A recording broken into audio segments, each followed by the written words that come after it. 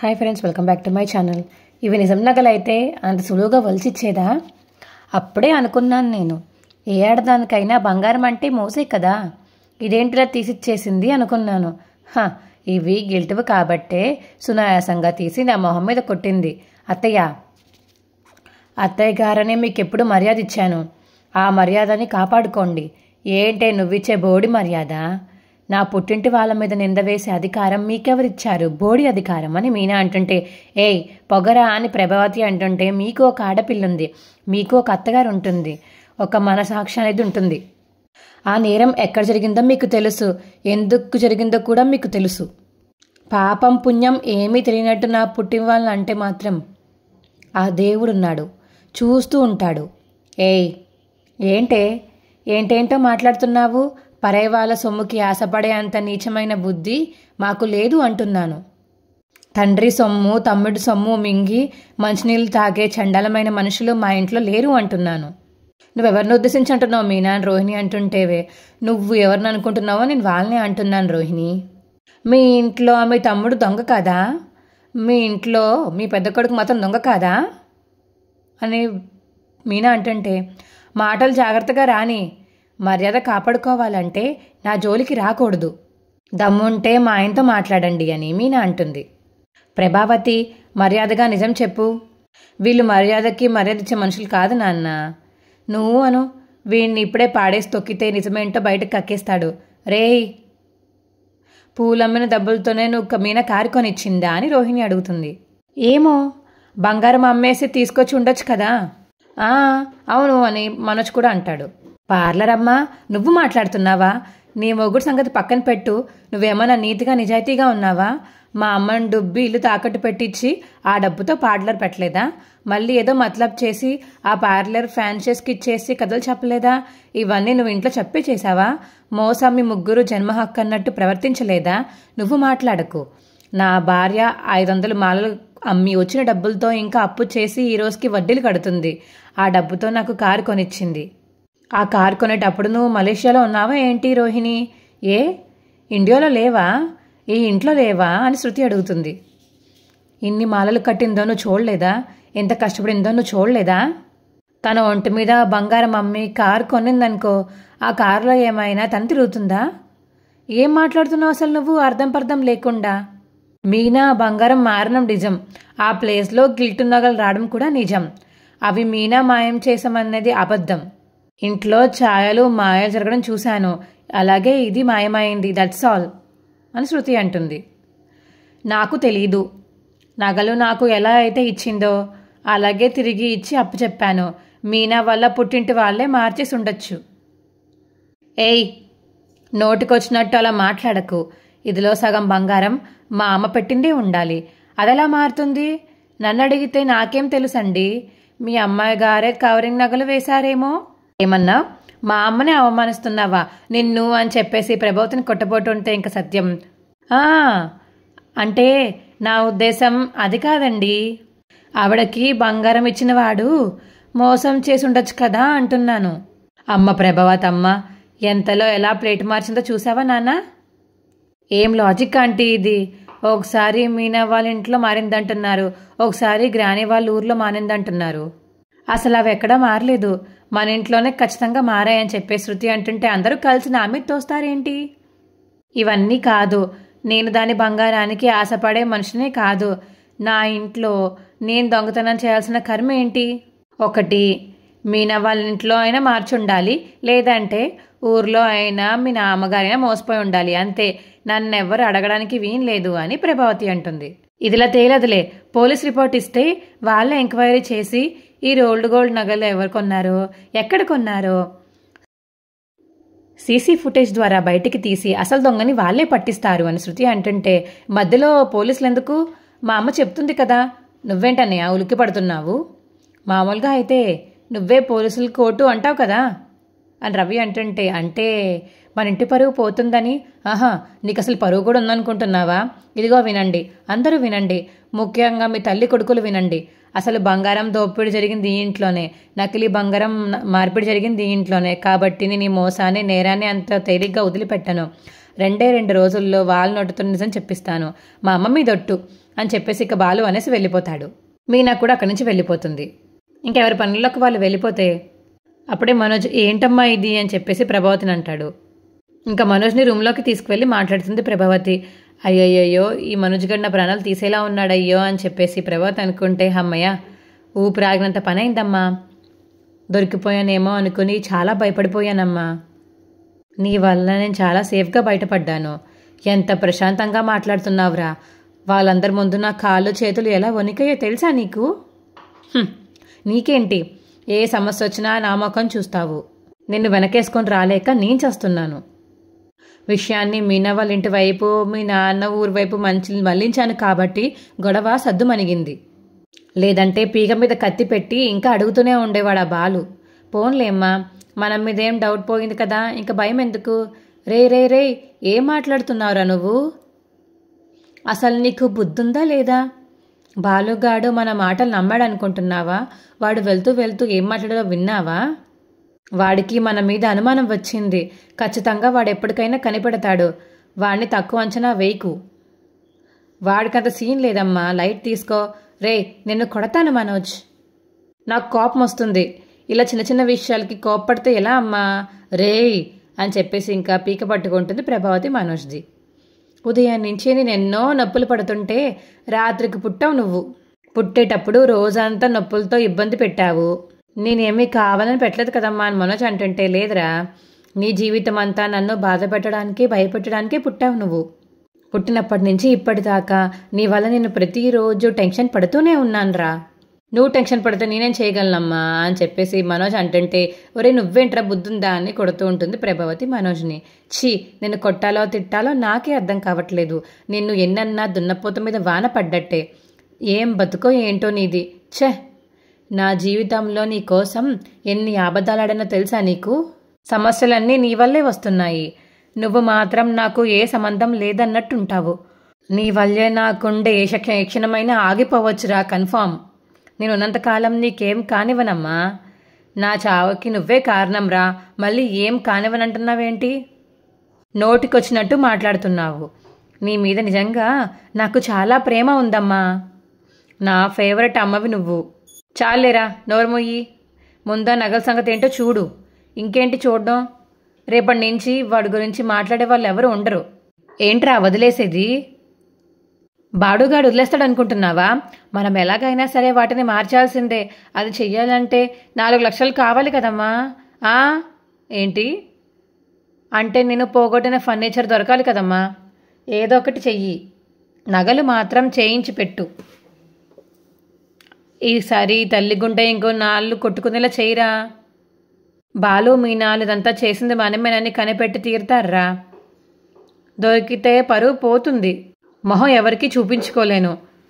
అర్థం చేసుకోరా అని ప్రభావతి ఎన్నసింక బయటికి వెళ్ళిపోతుంది. మీనా కిచెన్ రూమ్లో సౌండ్స్ చేస్తూ గట్టి గట్టిగా గిన్నెలు పాడేస్తూ ఉంటే అప్పుడే బాలు చెవులు మూసుకుని వస్తాడు. హే ఏమైంది మీనా, ఎందుకు అలా సౌండ్లు చేస్తున్నావు? నిన్నే అడిగేది. మీరు చెవులు మూసుకుంటే ఎలా చెప్పేది? పోనీ ఇప్పుడు చెప్పు.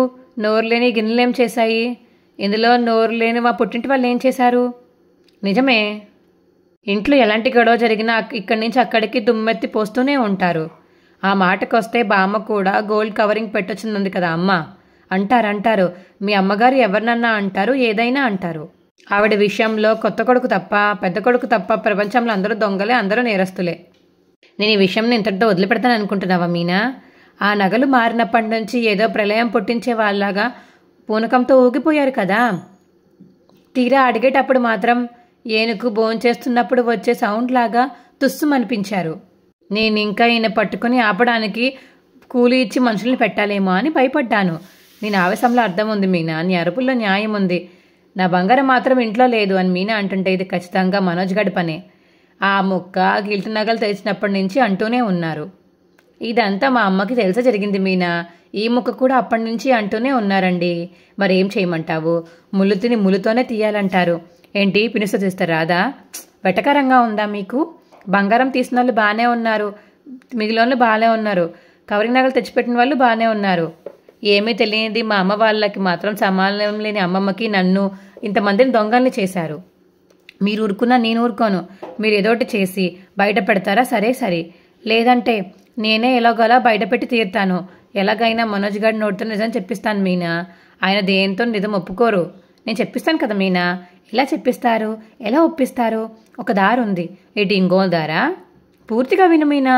నాలాగే నువ్వు కూడా ఊగిపోతున్నావేంటి? మనోజ్ గాడు ఆ కవరింగ్ నగలు ఏదో షాప్లో కొని ఉంటాడు కదా, ఆ షాప్ నుంచి ఫోన్ చేసినట్టు వాడికి చేసి మాట్లాడిద్దాము. ఎవరు మాట్లాడతారండి? నాకు వేరే వాళ్ళతో డబ్బింగ్ చెప్పాలా? నేనే మాట్లాడతాను. ఏంటి మీరా? మీరు మాట్లాడితే దొరికిపోతారండి. అందుకే అన్నిటికీ లొడలో మాట్లాడకూడదు. నువ్వు మాట్లాడు. నాకు అంత పెద్దతో ఉంటే ఈ నోరులేని గిన్నెలను ఎందుకు ఎత్తేస్తాను? ఇంతకు డబ్బింగ్ గట్టి కూర్చొచ్చింది. డబ్బుడంతో ఫోన్ చేయిస్తే ఇప్పటికే పనికొచ్చి ఒకటి మాట చెప్పారండి అని మీనా అంటుంటే వద్దరిని రెస్టారెంట్లో కలిసి ప్లాన్ చేద్దామని బాలు అంటాడు. ఇక ఫోన్ చేసి శృతిని రెస్టారెంట్కి రమ్మంటాడు బాలు. ఏంటి శృతి, ఎక్కడికి వచ్చావు అని రవి అడుగుతుంటే రెస్టారెంట్కి రాకూడదా? లంచ్ టైం కూడా కాలేదు కదా. అంటే తినడానికి వచ్చాను అనుకున్నావా? సడన్గా వస్తే అర్థం కాలేదు శృతి. కాస్తావు నీ పని పక్కన పెట్టు. ఎందుకు? నీతోనే పనుందంట. ఎవరికి? కొంపతీసి మళ్ళీ అర్జెంటుగా పిల్లల్ని కనని ఆలోచన పుట్టిందా? దానికి ఇంకా టైం ఉందిలే కానీ. అగో మీరేంటిక్కడ? ఒక పని మీద వచ్చాం రవి అని శృతి బాలు వస్తుంటే, ఏం పని వదినా? ఇది ఇల్లు కాదు, రవి పనిచేసే రెస్టారెంట్. మీరు కొంచెం కూల్గా ఉండండి. రే, మనం మాట్లాడుకోవడానికి ఒక మంచి ప్లేస్ చూడరా అని బాలు అంటుంటే నాకేం అర్థం కావట్లేదు అన్నయ్య. అసలు ఏమైంది అన్నయ్య? ఏమండి రవి, ఈయన కంట్రోల్ చేయడం నా వల్ల కాదు. నువ్వే ముందు ఏదైనా ఏకాంతంగా చోట్లో కూర్చుందాం పదా. సరే రండి అని చెప్పి రవి తీసుకువెళ్తాడు. ఇప్పుడు చెప్పండి అని శృతి అంటుంటే, పూనక ఆపే విషయం ఏంటో చెప్పండి. ఇంట్లో ఒక మోసం జరిగింది, దగ జరిగింది, కుట్ర జరిగింది. మూడింటికి ఒకటి అర్థం కానీ నేను చెప్తాను ఉండండి అని మీనా అంటుంటే, ఏం జరిగింది వదినా? ఆ రోజు అత్తయ్య నగలన్నీ ఆవిడ వేసిందే అన్నప్పుడు నేను మీ అందరి ముందు నగలను తీసి అత్తయ్య గారికి ఇచ్చాను కదా. అవును, అప్పుడు నేను కూడా ఉన్నాను మీనా. అప్పుడు ఆ నగలన్నీ గిల్ట్ నగలుగా ఎలా మారిపోతాయి రవి? నాకు మనోజ్ గాడి మీద అమ్మ మీద డౌట్. ఇది మనోజ్ గాడి ముఖం కాదు, ఇది రెస్టారెంట్లో టేబుల్ పగిలితే నేను ఫైన్ కట్టాలన్నయ్య. అలా కొట్టకు నువ్వు టేబుల్ని అని రవి అంటుంటే, ఇంట్లో ఎవరు బయటపడడం లేదు కదా అని శృతి అంటుంటే, ఎవరికీ తెలియకుండా నగలన్నీ ఎవరు మారుస్తారు శృతి? ఆ రోజు వీళ్ళన్నయ్య 4 లక్షల ఫర్నిచర్ అమ్మితే 1,50,000 లాభం వచ్చిందని చెప్పారు, గుర్తుందా? అది ఎలా వచ్చింది? అక్కడి నుంచి నాకు అనుమానం మొదలైంది. అంటే అమ్మ అన్నయ్య కలిసే ఆ నగలను మాయం చేశారంటావా? అత్తయ్య ఇలాంటి పనులు చేయరు. అందులోనే ఈయన గురించి తెలిసి నా నగలు ముట్టుకునే సాహసం అస్సలు చేయరు. కానీ పెద్ద కొడుకు కోసం ఏమైనా చేస్తారు. వాడి కోసమే ఆ నగలను తీసి ఆ దరిద్ర చేతిలో పెట్టుంటుంది. మీరు అయ్యో ఆవేశపడకండి, చెప్పేది పూర్తిగా చెప్పండి. నాకు అమ్మ మీదే డౌట్ రా. ఆ మనోజ్ గాడి కోసమే, ఆ దరిద్రుడి కోసమే అమ్మ ఎంత దూరమైనా వెళ్తుంది. కానీ ప్రూఫ్ లేకుండా మనం వాళ్ళని బ్లేమ్ చేయలేం కదా బాలు. అందుకే మీ సహాయం కావాలని వచ్చాం. అవునా? అయితే ఇంట్రెస్టింగ్. ఒక దొంగని ప్రూవ్ చేయడం అంటే నాకు చాలా ఇష్టం అని చెప్పి శృతి అంటుంది. నువ్వు ఆగు శృతి. మనం రుజువు లేకుండా ఏదైనా చేస్తే రోహిణి వదిన హర్ట్ అయి పెద్ద గొడవ చేస్తుంది. ఇప్పుడు మనోజ్ అన్నయ్య సంపాదిస్తున్నాడు కాబట్టి వేరే కారం పెట్టిస్తుంది, వేరే కాపురం. అంటే ఆ మోసగాడిని ఎలాగే వదిలేద్దామా? ఆ నగలను అలాగే వదిలేద్దామా? అబ్బా, మీరు ఆవేశపడితే నగలు రావండి, ఆయాసమే వస్తుంది. కాస్త శాంతంగా ఉండండి. డబ్బుడమ్మ వాళ్ళ అమ్మ ఇంకా ఎక్కువ నగలు ఇచ్చింది, అవి కూడా మింగేసి వాళ్ళ బదులు గిల్ట్ నగలు పెడితే మీరు ఊరుకుంటారా?